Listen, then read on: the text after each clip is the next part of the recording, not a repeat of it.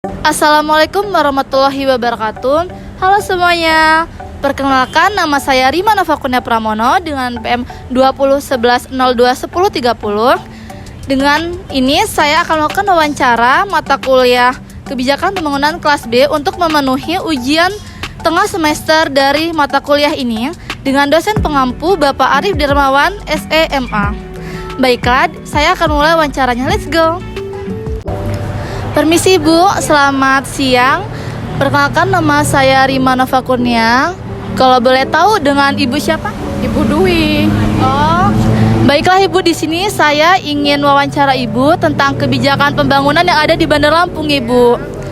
Kalau boleh tahu, Ibu sudah berapa lama Bu berdagang di tempat ini? Baru Mbak, belum ada seminggu. Baru hari ini seminggu. Baru. Iya. Baiklah Ibu, langsung saja Ibu kita ke pertanyaannya. Ini Bu, yang pertama ada kebijakan apa saja sih Bu yang Ibu tahu di kota Bandar Lampung ini? Kalau kebijakan sih sebenarnya lihat dari ini ya. Kebijakan sih sebenarnya kalau ini banyak ya.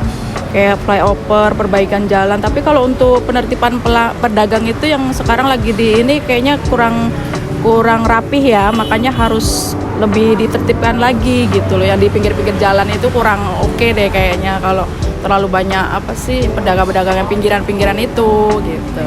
Oh, jadi untuk kebijakannya kurang relevan ini penertiban pedagang ya Ibu? Baiklah, ini Bu, ada pertanyaan kedua, yaitu dalam hal pembangunan kan ada kebijakan nih Bu.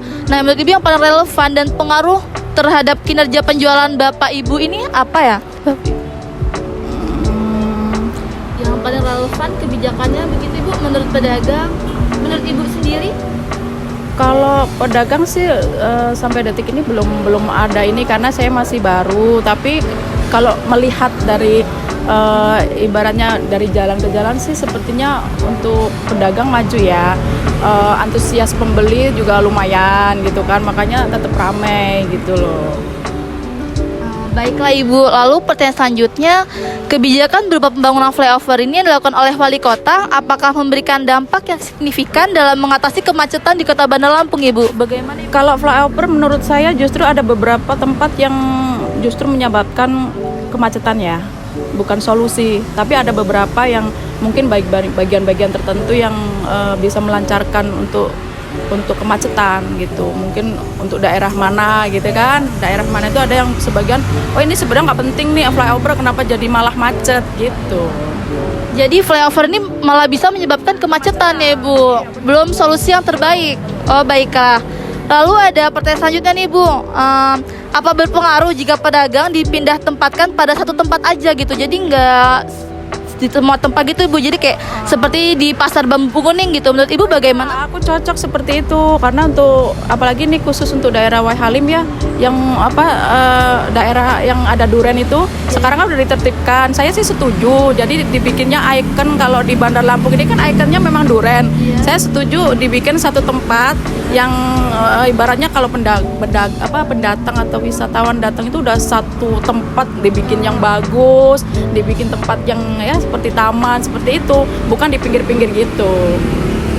Jadi bagus nih ya Bu, untuk misalnya pedagang-pedagang itu dipindahkan dalam satu tempat karena bisa jadi ikon juga untuk para pendatang untuk melihat nih ini tempat pedagang-pedagang yang ada di Bandar Lampung. Bagus. Baiklah, lalu pertanyaan selanjutnya, apakah zebra cross ini yang ada di kota Bandar Lampung berjalan dengan semestinya atau tidak Ibu? Sebenarnya bagus zebra cross ya, karena kita contoh di Jakarta itu bagus sekali, apalagi dibagusin ya, dikasih kursi-kursi kayak gitu. Saya sih setuju, bagus sih itu. Baiklah Ibu. Lalu ini Bu, ada pertanyaan lagi, apakah trotoar di kota Bandar Lampung ini sudah berjalan dengan baik dan digunakan oleh pejalan kaki? Ada beberapa tempat sih, kalau untuk di tengah kota mungkin bisa ya seperti itu, tapi kalau untuk di pinggir-pinggir kota kayak gini masih kurang sih ya. Lalu pendapat Ibu, jika ada pedagang kaki lima atau yang sejenisnya melakukan perdagangan pada jalan trotoar itu bagaimana Bu? Kurang setuju sih, harus ada tempat tertentu, tempat khusus ya yang dikhususkan untuk berdagang. Misalnya seperti ini kan, untuk depan pertokoan kayak gini dikasih tempat nih space seperti ini jadi rapih gitu loh. Kalau untuk di jalan-jalan saya kurang oke sih. Nah ini Bu, pertanyaan terakhir yaitu, pendapat Ibu, apakah kebijakan pembangunan di Kota Bandar Lampung khususnya nih Bu 3 tahun terakhir sudah berjalan dengan baik atau belum menurut Ibu? Belum terlalu baik, sedang ya. Berarti untuk kebijakan pembangunan ini Ibu belum terlalu puas nih untuk kebijakannya? Belum.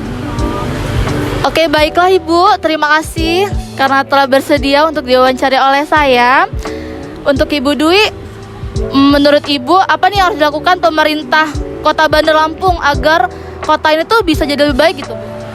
Lebih ini sih, lebih disiplin untuk pengaturan untuk di jalan-jalan yang kurang rapih ya. Lebih ditempatkan tempat yang khusus gitu. Jadi lebih indah ya kotanya. Seperti itu sih. Baiklah, sekian wawancara saya dengan Ibu siapa? Dwi Ayunita. Ibu Dwi Ayunita, sekian, terima kasih. Baiklah, kesimpulan yang saya dapat adalah bahwa kebijakan yang berpengaruh adalah penertiban pedagang, serta pembangunan flyover justru dapat menyebabkan kemacetan meskipun di beberapa titik dapat memperlancar keadaan atau kendaraan. Dan untuk penempatan pedagang setuju bahwa para pedagang sebaiknya diberikan tempat untuk khusus pedagang karena ini dapat memperlancar pendapatan mereka serta ini dapat menjadi ikon bagi pendatang yang datang ke Kota Bandar Lampung. Dan untuk kepuasan para pedagang untuk kebijakan pembangunan Kota Bandar Lampung 3 tahun terakhir ini kurang puas. Maka sebaiknya Kota Bandar Lampung atau wali kota dapat meningkatkan kebijakan yang ada di Bandar Lampung. Terima kasih. Baiklah, sekian wawancara saya. Apabila ada salah kata, saya mohon maaf. Saya akhiri. Wassalamualaikum warahmatullahi wabarakatuh.